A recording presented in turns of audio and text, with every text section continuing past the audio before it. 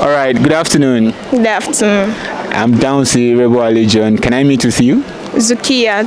Zukiyat. All right. Do you believe this term people have been saying that's been flying around neo-colonialism? Do you believe Nigeria is being neo-colonized presently? No, but I feel like they still affected us in some ways, Sha. In like the way we are now presently, even our cultures. I feel like Nigeria doesn't appreciate like our culture more, like the way before the British came to colonize us. And don't you feel that is a form of neo-colonialism? Like, yes, they came, they introduced their own ways of life, we imbibed it, but can't we change from it? What I'm saying is, I'm not going to blame it on them now, because we still have a choice. Gaining independence means that you are standing on your own. Okay. So we still have the right, like we have the right, the choice to choose that, okay, we don't want to be like them anymore. We still choose to be. Do you believe there's this thing we call neo-colonialism? Do you believe it still exists in Nigeria? See, it's existing now, and they have really brainwashed us. And it's not even helping us to move forward. Really? Yeah. In what way, sir? Many ways. Okay, can you just give me one or two examples, sir? For instance, when they came around, they came with they only just introduced to us their ties and their suits. But deep down, what they're supposed to even bring like innovations, they are not helping us. Really? Don't you think what you're holding a phone? If this hadn't happened, we couldn't be using this now. You could now reach out to your friends or families far away off in just punching your phone. Is that not an advancement? As good as this phone is, there are many disadvantages of this same phone also. For instance, a lot of distractions. Students that you are teaching or that you are asking that they should listen to you in class, they might be pressing their phones and they may not be concentrating. Not that alone, pornographies. I'm a teacher. I teach. A lot of students are involved in porn. When you check their phones, before you can see any files or any good thing in their phones, it's porno. That is another area I would not want to delve into. Okay, now let's conceptualize it in the area of Nigerian politics. We understand that these people had colonized us and they've gone. Are you still going to blame them again with everything happening in Nigeria, leadership, in every sector, corruption everywhere? Are they the ones even still instigating this? Somehow, they waited more than 1960 that we drove them away, for instance. I think this place will have been better. For instance, they stay longer at South Africa. By His grace, if you travel to South Africa, it's heaven on earth. Then now, don't you think that statement is contradicting this, that they are still the one causing the problems now? Okay, they stayed longer there and everything is fine, but they went earlier, we have problems. So are they the one now causing the problems? Because we didn't give them. The problem is, one, our leaders. Two, they ought to have informed us or let us know the consequences of we saying that we want to have an independence. We are far from the independence that we crave for. Now, actually, for someone to give an opinion on this kind of topic, the person needs to first have understanding of what neo-colonialism is. And neo-colonialism happens when a foreign country that has previously colonized the country, okay, now is still extending its borders and its influence over that same country. Okay. So in the context of Nigeria now, I can say that to some extent, Nigerian leaders, let me say, they are still being influenced by the policies of the British. Okay, can you give me some instances, or how do you mean? Actually, although Nigeria is a non-aligned state when it comes to ideologies, like if it is Western capitalist or Eastern socialist. Okay. But Nigeria now, since we were colonized by Britain, much of what we still do, we align with the British, like we align with the British and some of their policies actually. Are you saying the British government are the ones dictating what obtains in Nigeria? No, they can't dictate. They can't dictate. But they're in some way influencing it. Is that what you're saying? Yeah, they're in some ways influencing it. Yes, I will say so, because I will come from the aspect of religion. Okay.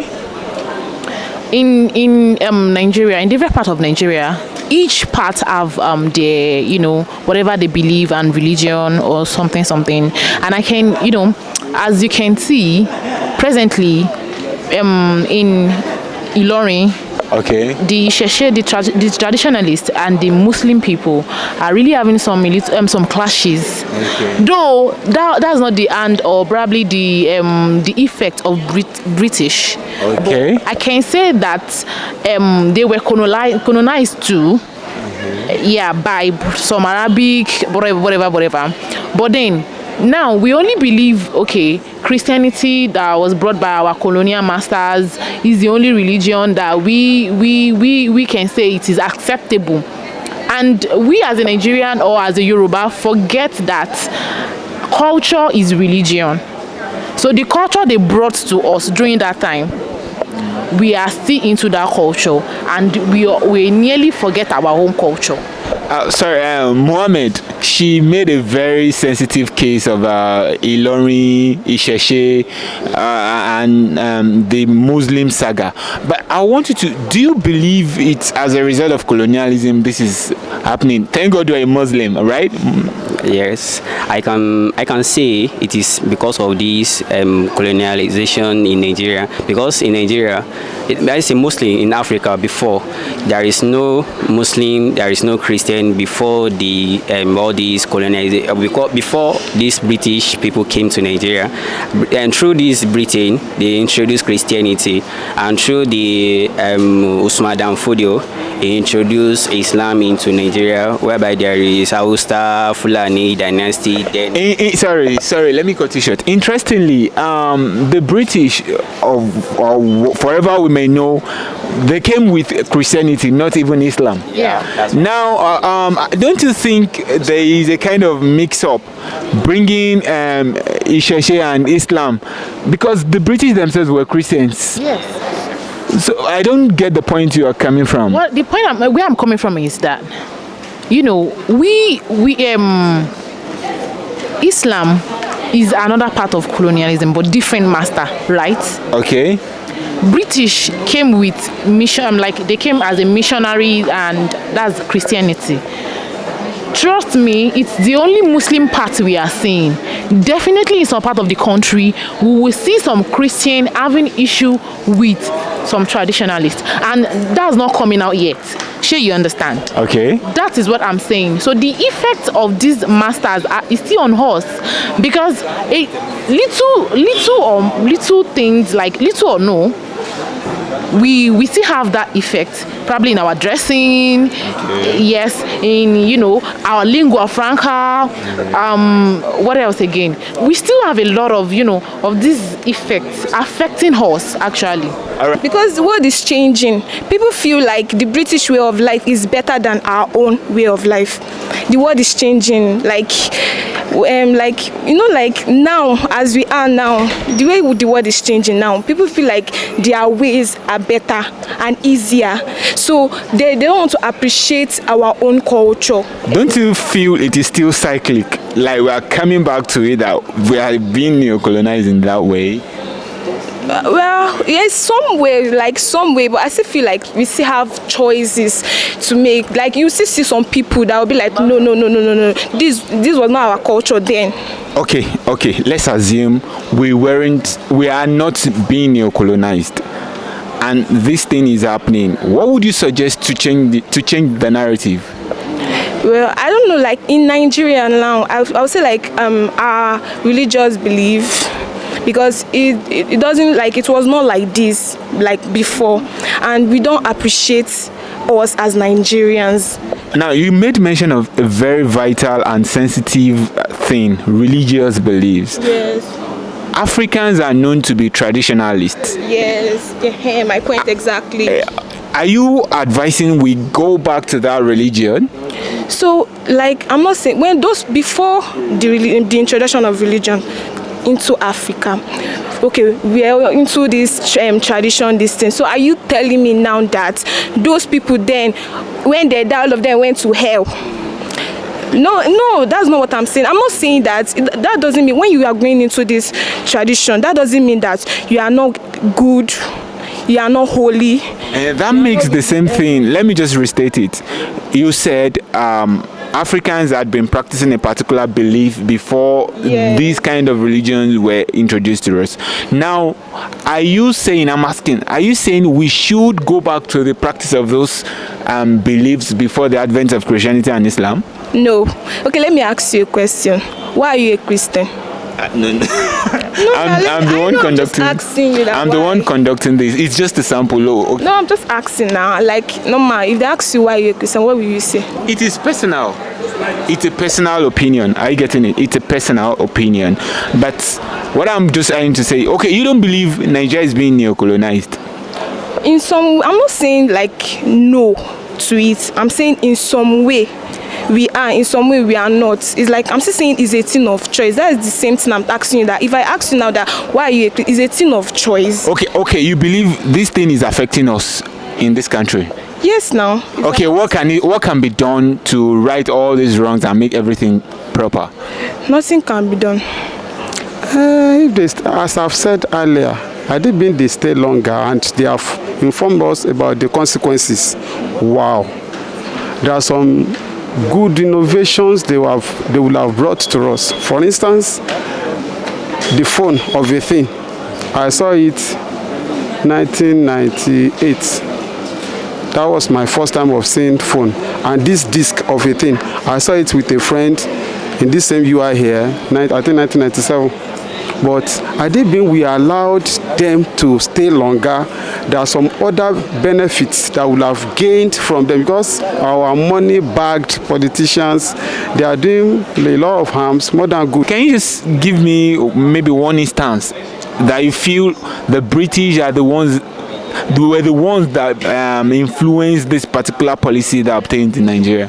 I think one thing is that let me say currently, I think we can't easily get a vivid example of Britain of Britain influencing Nigeria's policies, but in some ways, some years back, okay, during the regimes of some of the military leaders, okay, like Yakubu Gowon, most of them actually they fought to ensure that they broke off ties with the British. Okay. But I think most of the civilian leaders, they have in some ways been aligning with the British policy, something like that. I think that's what I can say. Okay, in your own opinion.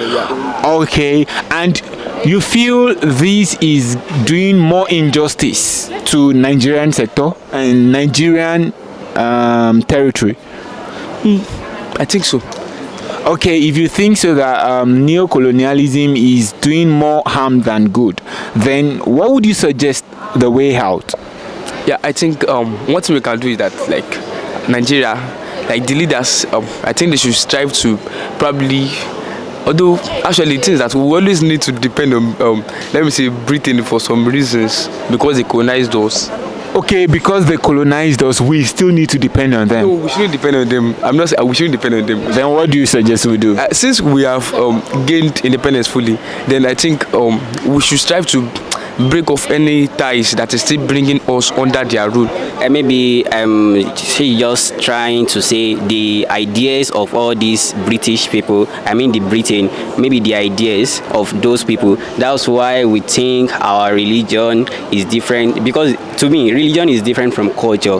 Maybe this idea of these people, that's why they are moving towards all these. There must be, actually we need to understand the meaning of culture and we need to differentiate it from religion. So that's why the idea of all this Britain, that's why we are mixing some things together in Nigeria. What would you suggest the way forward? Well, Nigeria is a blessed country. I just think we should just go like that, because if we decide to just come out of that effect, my dear brother, it will be a lot of disaster because as per se we are black. Mohammed, also wrap it up.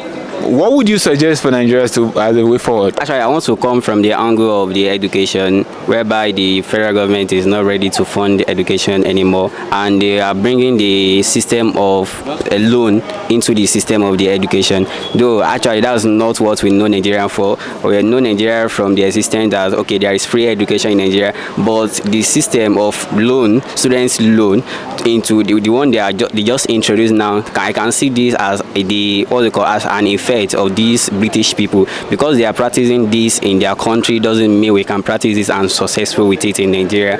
There are many people that cannot even afford education. If you go to the north side of the country, we know that many people there, even though when there is free education, they are no more, they don't even have interest in this education. Why is it that we want to implement the student loan into the country system, the education part? So I can see this as the effect of all these British people. We are trying to implement some of all these things.